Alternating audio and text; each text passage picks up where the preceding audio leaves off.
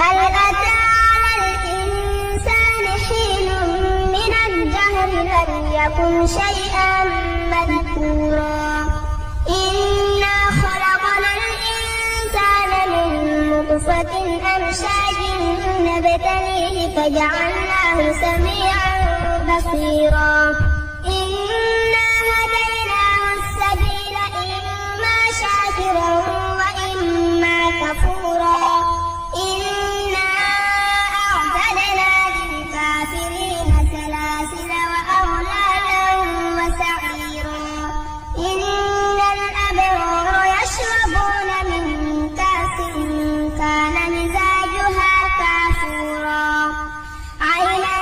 يشرب بها عباد الله يفجرونها تفجيرا يوفون بالنذر ويخافون يوما كان شره مستطيرا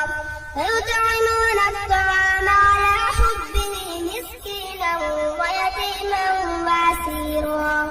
إنما نطعمكم لوجه الله لا نريد منكم جزاء ولا شكورا إنا نخاف من ربنا يوما عبوسا قمطريرا فوقاهم الله شر ذلك اليوم ولقاهم نضرة وسرورا.